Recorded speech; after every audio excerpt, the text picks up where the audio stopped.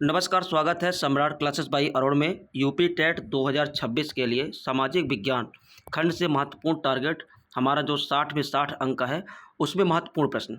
आज ये महा मैराथन और रिवीजन लगभग 100 क्वेश्चन है।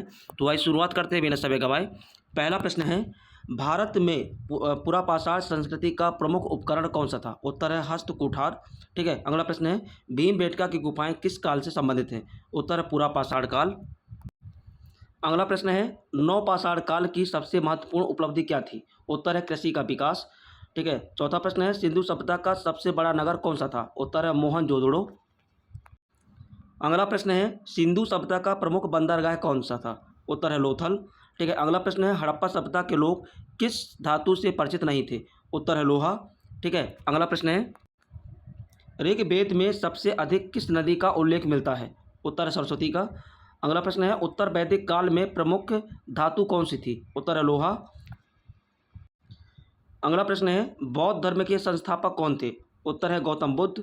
अगला प्रश्न है, जैन धर्म के 24वें तीर्थंकर कौन थे? उत्तर है महावीर स्वामी। अगला प्रश्न है, प्रथम बौद्ध संगीति कहाँ आयोजित हुई थी? उत्तर है राजगृह। अगला प्रश्न है, कौटिल्य द्वारा रचित प्रसिद्ध ग्रंथ कौन सा था? उत्तर है अर्थशास्त्र। अगला प्रश्न है, मौर्य साम्राज्य का संस्थापक कौन था? उत्तर है चंद्रगुप्त मौर्य। अगला प्रश्न है, अशोक ने कलिंग युद्ध के बाद कौन सा धर्म अपनाया? उत्तर है बौद्ध धर्म। अगला प्रश्न है, अशोक के अभिलेख किस लिपि में सर्वाधिक प्राप्त हुए हैं? उत्तर है ब्राह्मी। अगला प्रश्न है, गुप्त काल में प्रसिद्ध चीनी यात्री कौन भारत आया था? उत्तर है फाह्यान। अगला प्रश्न है, भारतीय नेपोलियन किसे कहा जाता है? उत्तर है समुद्रगुप्त को। अगला प्रश्न है, नालंदा विश्वविद्यालय का सर्वाधिक विकास किसके शासनकाल में हुआ? उत्तर है कुमारगुप्त प्रथम। अगला प्रश्न है, हर्षवर्धन की राजधानी कहाँ थी? उत्तर है कन्नौज। अगला प्रश्न है, हर्षचरित के लेखक कौन है? उत्तर है बाणभट्ट। और अगला प्रश्न है, दिल्ली सल्तनत का प्रथम सुल्तान कौन था? उत्तर है कुतुबुद्दीन ऐबक। और प्रश्न नंबर 22वां है, मुगल साम्राज्य का संस्थापक कौन था? उत्तर है बाबर। अगला प्रश्न है, अकबर ने दीन ए इलाही की स्थापना किस वर्ष की? उत्तर 1582 ईस्वी में। अगला प्रश्न है, भारत में अंग्रेजी शिक्षा की शुरुआत किसके मिनट से हुई? उत्तर मैकाले के मिनट 1835 में। ठीक है। और अगला प्रश्न है, 1857 की क्रांति का तत्कालिक कारण क्या था? उत्तर है एनफील्ड रॉयल राइफल के कारतूसों का विवाद। ठीक है ना। अब नागरिक शास्त्र से महत्वपूर्ण प्रश्न, भारतीय संविधान को कब अंगीकृत किया गया था? उत्तर 26 नवंबर 1949 को। अगला प्रश्न है, भारतीय संविधान कब से लागू हुआ? उत्तर है 26 जनवरी 1950 से। अगला प्रश्न है, संविधान सभा के स्थायी अध्यक्ष कौन थे? उत्तर है डॉक्टर राजेंद्र प्रसाद। अगला प्रश्न है, संविधान सभा की प्रारूप समिति यानी ड्राफ्टिंग कमेटी के अध्यक्ष कौन थे? उत्तर है डॉक्टर भीमराव अम्बेडकर। अगला प्रश्न है, भारतीय संविधान की प्रस्तावना में समाजवादी और धर्मनिरपेक्ष शब्द किस संशोधन द्वारा जोड़े गए? उत्तर है 42वां संविधान संशोधन 1976 में। ठीक है। अगला प्रश्न है, भारतीय संविधान में मौलिक अधिकार किस भाग में दिए गए हैं? उत्तर है भाग 3 में। और अगला प्रश्न है, भारतीय संविधान में मौलिक कर्तव्य किस अनुच्छेद में वर्णित हैं? उत्तर है अनुच्छेद 51A में। और अगला प्रश्न है, राज्य की नीति निर्देशक तत्व किस भाग में दिए गए हैं? उत्तर है भाग 4 में।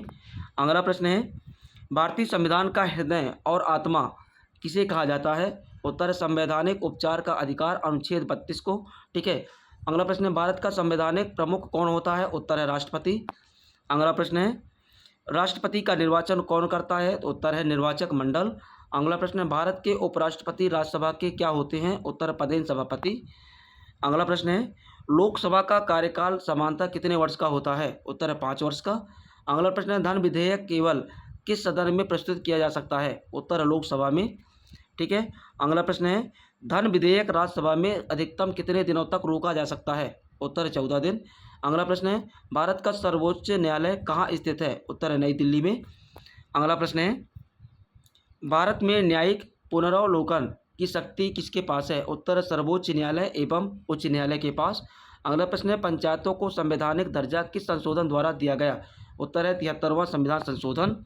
अगला प्रश्न है, नगर निकायों को संवैधानिक दर्जा किस संशोधन द्वारा दिया गया? उत्तर 74वां संविधान संशोधन। अगला प्रश्न है ग्राम पंचायत का अध्यक्ष कौन होता है या क्या कहलाता है? उत्तर है ग्राम प्रधान या सरपंच। अगला प्रश्न है जिला स्तर पर पंचायती राज संस्था को क्या कहा जाता है? उत्तर जिला परिषद। अगला प्रश्न है संयुक्त राष्ट्र संघ यानी यूएनओ की स्थापना कब हुई? उत्तर 24 अक्टूबर 1945 को। अगला प्रश्न है संयुक्त राष्ट्र संघ का मुख्यालय कहाँ स्थित है? उत्तर है न्यूयॉर्क। कहाँ पे है ये? अमेरिका में। अगला प्रश्न है मानवाधिकार दिवस कब मनाया जाता है? उत्तर 10 दिसंबर को। अगला प्रश्न है भारतीय संविधान की 8वीं अनुसूची में वर्तमान में कितनी भाषाएं हैं? उत्तर है 22। अब भूगोल से महत्वपूर्ण 25 प्रश्न, ठीक है। तो प्रश्न नंबर पहला है सौर मंडल का सबसे बड़ा ग्रह कौन सा है? उत्तर बृहस्पति। अगला प्रश्न है पृथ्वी अपनी दूरी पर एक चक्कर कितने समय में पूरा करती है? उत्तर है 23 घंटे 26 मिनट और 4 सेकंड, ये करेक्ट टाइम है। और अगला प्रश्न है पृथ्वी सूर्य की एक परिक्रमा लगभग कितने दिनों में पूरी करती है? उत्तर 365 दिन 6 घंटे में। और अगला प्रश्न है कर्क रेखा भारत के कितने राज्यों से होकर गुजरती है? उत्तर 8 राज्य। अगला प्रश्न है भारत का मानक समय किस देशांतर पर आधारित है? उत्तर 82 डिग्री 30 मिनट पूर्व देशांतर। अगला प्रश्न है अक्षांश की सबसे बड़ी रेखा कौन सी है? उत्तर भूमध्य रेखा जो 0 डिग्री एंगल पर है, ठीक है ना। अगला प्रश्न है प्रधान मध्याह्न रेखा यानी प्राइम मेरिडियन कहाँ से होकर गुजरती है? उत्तर ग्रीनविच। कहाँ पर ये? इंग्लैंड में है। और अगला प्रश्न है पृथ्वी की सबसे बाहरी परत कौन सी है? उत्तर भूपर्पटी, इसको क्रस्ट भी कहा जाता है। और अगला प्रश्न है विश्व का सबसे ऊंचा पठार कौन सा है? उत्तर तिब्बत का पठार। अगला प्रश्न है भारत का सबसे बड़ा नदी डेल्टा कौन सा है? उत्तर सुंदरबन डेल्टा।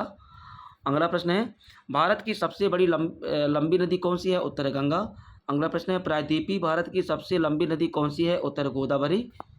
अगला प्रश्न है भारत का सबसे ऊंचा जलप्रपात कौन सा है? जिसको एकल धारा भी कहा जाता है। उत्तर कुंचिकल जलप्रपात। अगला प्रश्न है भारत में सर्वाधिक वर्षा किस स्थान पर होती है? उत्तर मौसिनराम, ये कहाँ पे है? मेघालय राज्य में है। और अगला प्रश्न है दक्षिण पश्चिम मानसून का मुख्य स्रोत क्या है? उत्तर हिंद महासागर। अगला प्रश्न है काली मिट्टी किस फसल के लिए सबसे उपयुक्त मानी जाती है? उत्तर है कपास, जिसको सफ़ेद सोना भी कहा जाता है। और अगला प्रश्न है लाल मिट्टी का प्रमुख तत्व कौन सा है? उत्तर लौह ऑक्साइड। अगला प्रश्न है भारत में सर्वाधिक वन क्षेत्र किस राज्य में है? उत्तर मध्य प्रदेश में। अगला प्रश्न है प्रोजेक्ट टाइगर की शुरुआत किस वर्ष हुई थी? उत्तर 1973 में। Very most question. भारत का सबसे बड़ा कोयला क्षेत्र कौन सा? उत्तर झरिया कोयला क्षेत्र। अगला प्रश्न है भारत में लौह अयस्क का सबसे बड़ा उत्पादक राज्य कौन सा है? उत्तर ओडिशा। अगला प्रश्न है भारत में हरित क्रांति का सर्वाधिक प्रभाव किन 2 राज्यों में पड़ा? उत्तर पंजाब और हरियाणा में। और अगला प्रश्न है भारत का सबसे बड़ा प्राकृतिक बंदरगाह कौन सा है? उत्तर मुंबई। अगला प्रश्न है भारत का सबसे लंबा राष्ट्रीय राजमार्ग कौन सा है? उत्तर राष्ट्रीय राजमार्ग 44, इसको NH 44 भी कहा जाता है, ठीक है। और अगला प्रश्न है पर्यावरण संरक्षण हेतु मनाया जाने वाला विश्व पर्यावरण दिवस कब मनाया जाता है? उत्तर है 5 जून को। अब अगला प्रश्न जो रहेंगे टॉपिक अर्थशास्त्र, EVS, गृह विज्ञान, योग, कला से संबंधित रहेंगे, ठीक है। वेरी मोस्ट क्वेश्चन रहेंगे और परीक्षा के लिए इंपॉर्टेंट है। क्वेश्चन है भारतीय अर्थव्यवस्था में प्राथमिक क्षेत्र का मुख्य आधार क्या है? उत्तर कृषि एवं संबंधित गतिविधियां।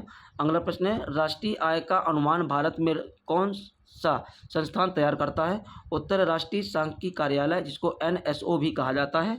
अगला प्रश्न है मुद्रास्फीति का अर्थ क्या है? उत्तर वस्तुओं एवं सेवाओं के सामान्य मूल्य स्तर में निरंतर वृद्धि। अगला प्रश्न है बैंक द्वारा ग्राहकों से जमा राशि पर दिया जाने वाला प्रतिफल क्या कहलाता है? उत्तर है ब्याज। अगला प्रश्न है भारतीय रिजर्व बैंक का प्रमुख कार्य क्या है? उत्तर देश की मौद्रिक नीति का संचालन एवं मुद्रा का नियंत्रण। अगला प्रश्न है खाद्य श्रृंखला में ऊर्जा का प्रवाह किस प्रकार होता है? उत्तर एक दिशी, यानी कुल मिलाकर एक दिशा में। अगला प्रश्न है पारिस्थितिकी तंत्र में ऊर्जा का प्राथमिक स्रोत क्या है? उत्तर है सूर्य। अगला प्रश्न है जैव विविधता संरक्षण का सबसे प्रभावी उपाय क्या माना जाता है? उत्तर है प्राकृतिक आवास का संरक्षण। अगला प्रश्न है रेड डाटा बुक का संबंध किससे है? उत्तर संकटग्रस्त जीव जंतुओं एवं पौधों से। अगला प्रश्न ओजोन परत मुख्य रूप से किस मंडल में स्थित होती है? उत्तर समताप मंडल में। अगला प्रश्न है चिपको आंदोलन का मुख्य उद्देश्य क्या था? उत्तर वनों का संरक्षण। अगला प्रश्न है भारत में प्रोजेक्ट एलिफेंट किस वर्ष प्रारंभ किया गया? उत्तर 1992 में।